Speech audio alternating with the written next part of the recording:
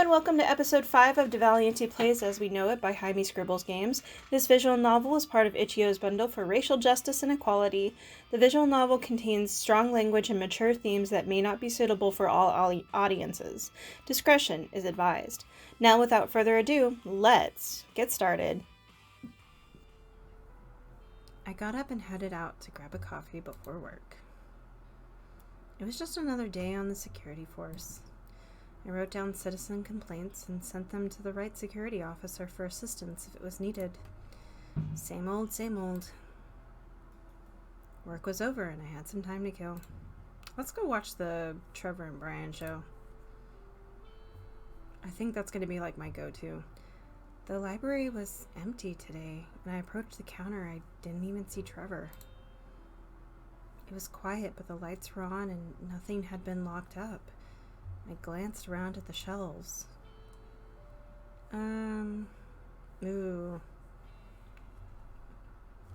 At least two of my favorite genres are here, so let's go ahead and... 4. That would be comedy. No? Wait. Oh, there's 5. Let's roll a d10. 2. Ha, fantasy. I really wanted to borrow The Rise of the Hawks. Leave a note. After I found The Rise of the Hawks to borrow, I retrieved a card from the box and made a note on the book I was borrowing. No reason to make the grumpy librarian grumpier. Otherwise, I had nothing to do here. I glanced around one last time, but I was still alone. I left. I wonder if he was in romance. It was getting late and I was tired. Time for bed. You know what I'm gonna do? I wonder if they were in romance. Okay.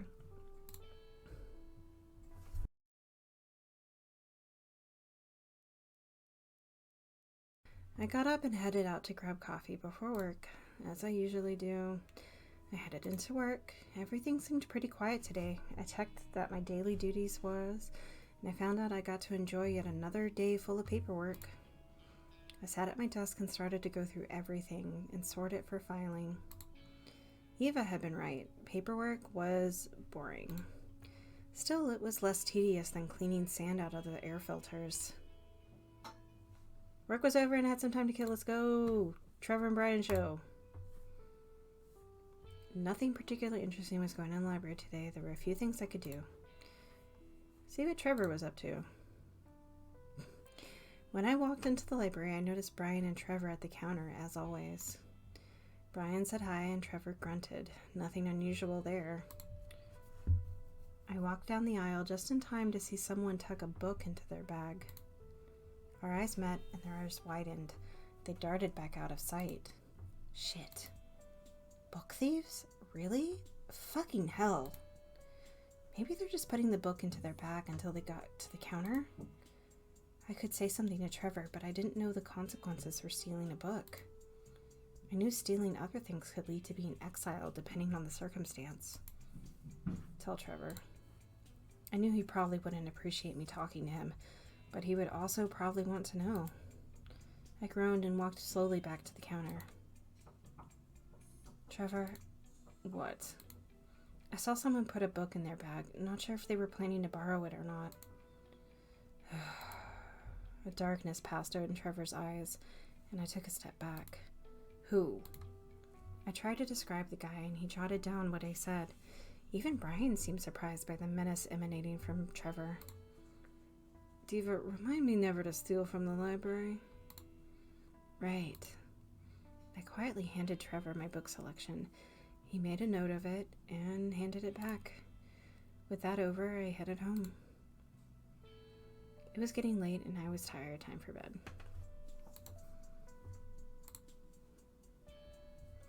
I got up and headed out to grab a cup of coffee before work.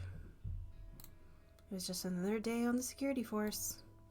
I did target practice in preparation for my monthly exam. I was starting to get better. Same old, same old. Alright.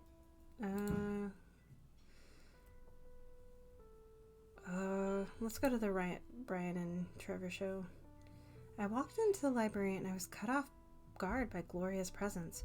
She smiled brightly when she saw me. Diva! Oh, Gloria, hi. Hey, come here. I want to show you something. You do? I followed after her as she led me towards the back of the library. Once there, she began to whisper, "Distract Trevor for me." What? Go up there and talk to him for a bit. Then, when I go up there, we gotta leave. What? Come on, it'll be funny. Okay. Alright. She smiled and shooed me away, so I walked back to the counter. I almost made it to Trevor when there was a loud crash. We both froze and Trevor swore and headed towards the noise. Brian was close behind him. Gloria appeared looking flushed. Trevor stopped to eye her suspiciously. I think one of the walls displays were loose. I bumped into it and it toppled right over. Trevor ignored her and Brian only shrugged as they left to take care of it. Gloria grabbed my arm and led me outside. Are you a book thief? That's what you wanted to do?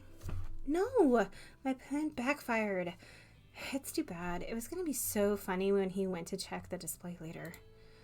She pouted and kicked out the ground. What were you going to do? Arrange the books to spell something out? She smiled at me.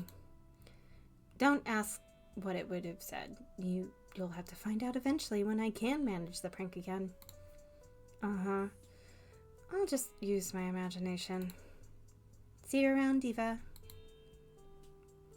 She left and I was alone. I headed home feeling a little extra tired. I might just eat an apple and go to sleep. He was getting my entire...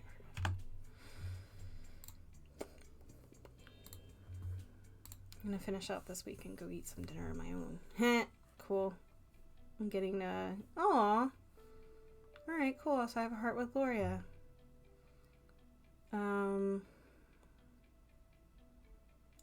Should I...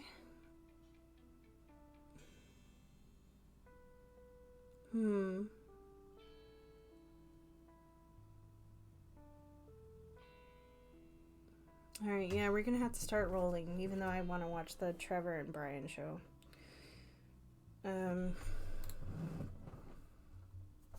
The world rattled and roared.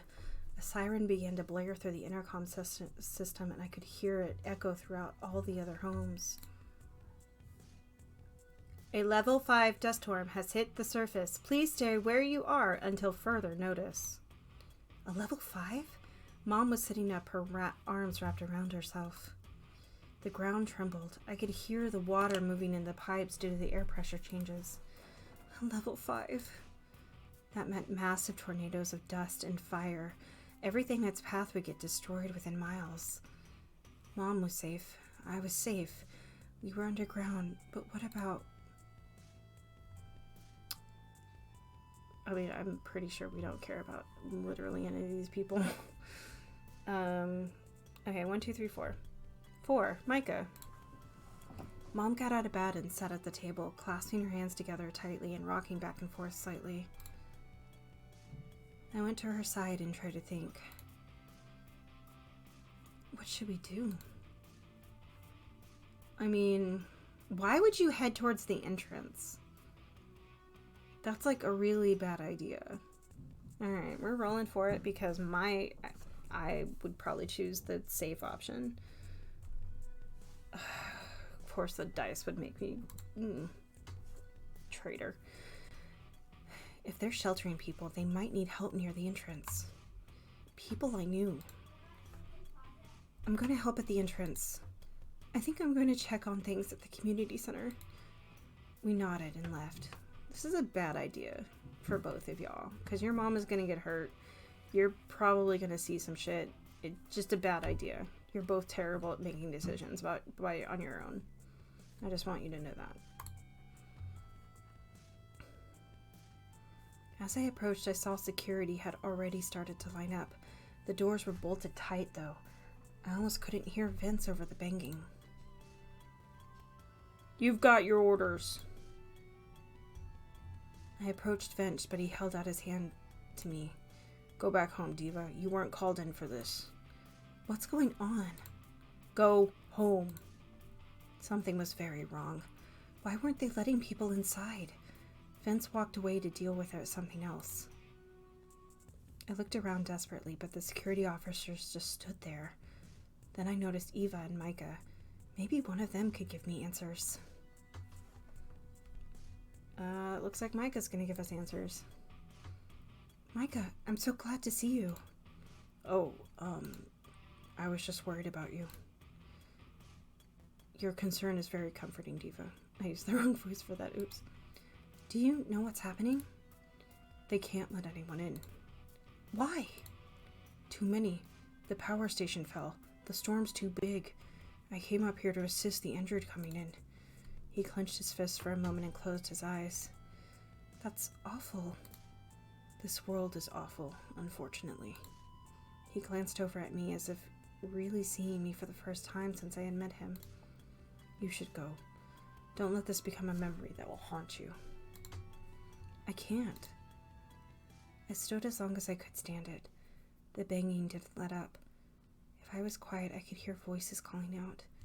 The thought about my old home out there, and the town, my former neighbors, the grouchy old man who lived in the old motorhome in the center of town, the kids, orphans who stayed in the repurposed church with the young couple who were too sweet for their own good, that old lady who never seemed to know where she was, but was pleased to be there anyway, the woman who stole my CD player and then denied it when I confronted her. The small group of militia who pretended to protect the town from the Sandmen. The traitors, bitter and suspicious. The broken families that had formed new ones. That guy down the way who always gave us extra food when he had it. I could see their faces flashing through my memories. Without power, a lot of people would be dead by midday. They should find shelter. Once the storm passed, they'd need to find somewhere to wait at the hottest hours of the day. Maybe they could get the power going again, or maybe someone would share a generator that still worked. If the storm hadn't wiped everything out, on the safe side of the doors, things were still and quiet, except for the noise outside. Security officers had started to lower the weapons, and the banging began to slow down. The roar of something swept near the entrance. I clasped at my chest, my mouth falling open. I covered my ears and tried not to hear anything else. I didn't even remember moving until I found myself outside my door. I got into bed and closed my eyes. I didn't want to think. I didn't want to think. If the doors had been opened, there would be a flood of people here right now. They'd probably wanted to conserve energy and resources for Camden, but I wasn't sure if that was the right thing to do. Maybe there wasn't enough to go around. I really didn't know. All of those people were either dead or else they would be soon. This is hard. Also, you have a leak in your shower.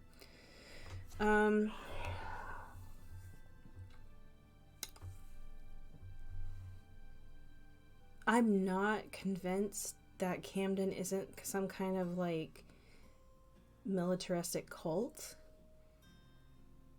but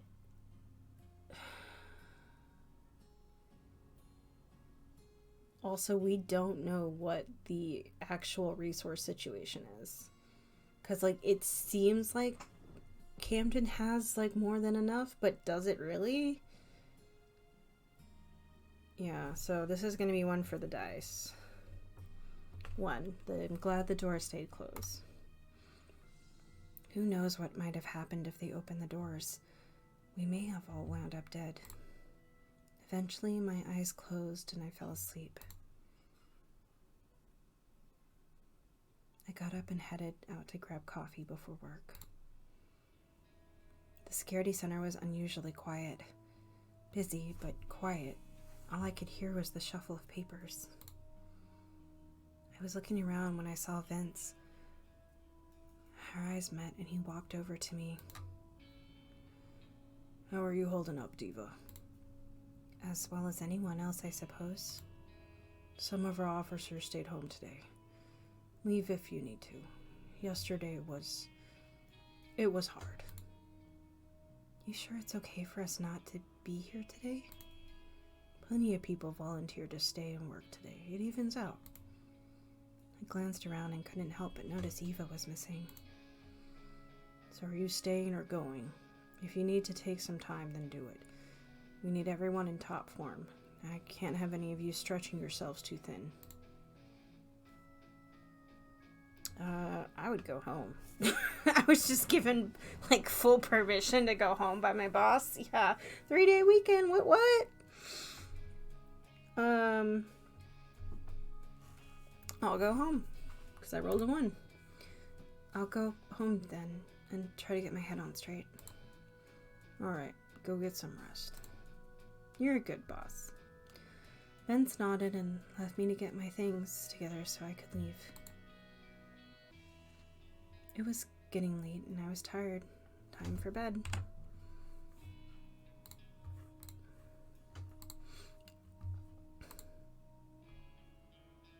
Hey, I got a heart with Micah. There wasn't any work to do today, so maybe I could try to see someone. We got a 4, so it's Eva. Yeah, Eva might be a good option. I sat at the table and stared down at the puzzle my mother had cluttered our space up with. With everything going on, the cartoon character smiling up on me just got on my nerves. There was a buzz at the door, making me jump. Shit. I stood up and eyed the door. My fingers felt itchy. I took a breath and tried to remind myself where I was. Thankfully, where I was. I opened the door slowly, still feeling cautious. Eva, Diva. Oh, Eva, it's you. I opened the door wider and let her inside. She was wearing her casual clothes and looked really tired. Sorry, I just couldn't be alone. I figured you'd be here. She shrugged. Sure, what's wrong? She placed her hands over her ears and scrunched up her face. Oh, poor baby. I can still... Damn it. She huffed and sat at the table, falling hard into the chair and scattering puzzle pieces everywhere. Fuck, I'm so sorry. She bent down to pick them up. I helped her and tried to figure out what to say. I hate that thing. Mom started putting it together, but now she's never around to finish it, so it just sits there. Diva, do you think what the mayor did, what he decided was right? Letting all of those people die? She looked up at me. Her eyes were a little red, and I could see the tears start to form. My chest felt heavy, and I had to say something.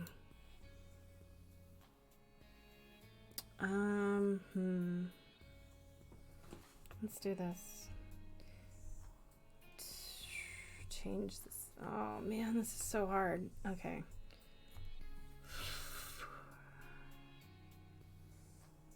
Because if I tell her how I feel about it, it's probably going to say, oh, I'm glad, the door stayed closed and stuff. And I'm like, that's not how I really feel, because I personally would have wanted the doors to be open.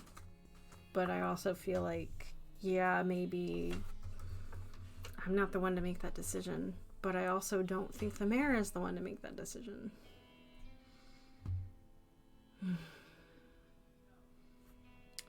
Okay. I don't know what our situation would be if he had let everyone in. I know. You're right. She looked down at her hands for a moment before resuming the tedious task of gathering the puzzle pieces. She sighed heavily and stood up. She forced a smile on her face and placed a hand on my shoulder. Want to finish this stupid-ass puzzle? No, but if it was completed, I could glue it together and put it away. Sure. Eva sat down with me and we began to work out the puzzle. I swear the mayor has a million of these damn things. Mom loves them. She glues them when they're all together and then sets them out like art. Eva shrugged. I guess it's better than looking at a blank wall. Yeah, I suppose. Eva began to hum and we fell silent. I didn't know the song, but it was nice to just sit and relax with her after everything that had happened. When it was finally complete, Eva slapped in the last piece and I commented on how truly hideous it was. Eva laughed and left. She seemed to go in better spirits than she had come, which made me happy. I also felt a bit better. Okay. So we still don't have a heart with Eva? What the hell? There was a town hall meeting today in the community center. I glanced at Mom, who was fretting over her hair. I'm guessing the mayor wants to discuss what happened. Mom lowered her arms and deflated a little. It was so awful. I'm so glad we made it to Camden when we did. She turned around and appeared to study me. It was a tragedy. An awful tragedy. I can't help but focus on my appreciation that you and I are safe. She grasped her hands together and pulled them close to her chest. They trembled slightly. If you're hoping, I know what Rick plans to say. I don't. I'm guessing he will try to explain himself, justify what he did. Do you think he did the right thing? She frowned and dodged my question. I don't know. What do you think about what he did? It sucks, but he did what he had to do. I'm glad we're both safe in here, too. Mom smiled and pulled me into her arms, stroking my hair. I'd let the whole world burn to keep you safe. She kissed the top of my head. My baby. I'm not a baby. You'll always be my baby. She ruffled my hair and went back to messing with hers. She didn't seem to have a solid opinion, or at least want to share it with me if she did. I knew better than to try to get it out of her. I didn't know anyone better at redirecting the conversation than her. Sounds like my mom. We finished getting ready and then left to go to the community center. The room was fuller than I had ever seen it. Despite this, it was quiet. I saw the mayor at the stage speaking to someone. Mom squeezed my shoulder and moved to join him. I needed to find a seat and saw a few people I recognized. Alright, who do we sit by? Gloria! Oh, Gloria probably has strong opinions. The mayor walked towards the podium and gently tapped the mic. The speakers thudded unpleasantly. On this sad occasion, I have gathered you all here to discuss what happened a few days ago. The room was still silent. His voice echoed against the walls. It was a horrible tragedy, and I had to make hard decisions. Choices that would allow Camden, all of you, to thrive or fall. He began to outline a list of all the reasons he had kept the doors closed. Limited supplies, the dangers of the storm, potential for security threats, and he continued. Gloria scoffed quietly. Gloria? Nothing. Do you think he's worried about backlash? For keeping the doors locked? Yeah. Oh, he's going to. No amount of damage control will fix this. It had to be done. I hope people understand that. Gloria shrugged. People have already made up their mind about what happened. Very little will change that. That's how people work. Things in Camden are about to change. Yeah? Exile now means certain death. There is no surface town to take refuge in. People are going to start to feel pressured or cornered, and it'll cause them to lash out. And then there are the people who lost loved ones to that storm. They're going to find ways to deal with their grief, and those ways may not be peaceful or quiet.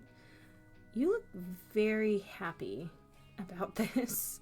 It's like, I know you don't get along with the mayor, but like, it's almost like, conniving. You don't seem very worried about it. Things change. It would be bad if they didn't. Camden needs to adapt to what's happened. I'm just curious to see what happens. We turned back to the mirror. His voice grew louder. Gloria was oddly calm, but not quite herself. She felt distant, and it made me worry. Everyone copes in their own way. I know many of you are feeling scared and uncertain. I'll ask you all to trust me. Camden is my priority, and I wouldn't do anything to put our community in danger. There was an empty threat in the air. His words alone seemed harmless, but his tone darkened on the last sentiment. I looked at Mom, but she was busy jotting some things down. I looked around the room, still eerily quiet. No one seemed to have anything more to say. There was an odd tension in the air that I really couldn't seem to shake. I wanted to leave, go home. When I looked around, I saw that I wasn't the only one squirming in my seat. Know that I am here for all of you. Camden is here for you. He left the podium and was immediately surrounded by people who wanted to ask him questions. I was not one of those people, so I headed home. I had some time to do something before the day was over. Okay. I promised I would roll for it. 3. I guess we're going to the bar. Nothing particularly interesting was going on in Icarus today. There were a few things I could do. Let's go hang out with Sam. Sam was behind the bar, tossing glasses into a tub and shoving bottles around. The sound of broken glass made me wince. Hey, Sam. Diva, you want a drink or something? She looked like she was trying very hard to contain whatever temper she was about to lose. I was scared to answer the wrong way. Yeah. Sure, a hard water would be great. I spoke slowly and tried to gauge her reaction. She only nodded and started to make it. She slammed the drink down in front of me. It was overly full and a bit spilled over the top onto her hand. So, how's your day been? Sam lifted an eyebrow but didn't speak and cleared my throat. Bad? I'm in a foul mood, yeah. Is that what you're getting at? Yes? Sam sighed. I don't want to talk about it, Kay. Yes, I'm in a bad mood. So what? Life goes on. It always just goes on. She held her arms out, her voice raising as she spoke. No matter what fucking happens, here I am, making drinks. Her eyes started to water and she slammed both fists on the table. Things were quiet and she spoke hardly a whisper. Get out. Her voice was hoarse and sad. It was less of an order and more of a pleading request. I couldn't say anything. I was only confused. I backed out and left her alone. I didn't know why Sam was so upset. There had to be something bothering her, but I guess she wasn't someone who easily gave the information away. She probably lost her entire family. It was getting late and I was tired. Time for bed. Thank you for joining me for episode 5 of As We Know It by Jaime Scribbles Games. The next episode will be out shortly. If you enjoyed this video, please leave a comment letting me know what you like down below. Please no hate or spoilers, as I'm not above removing those comments and the people who make them. That's all for now, folks, and I'll see you next time.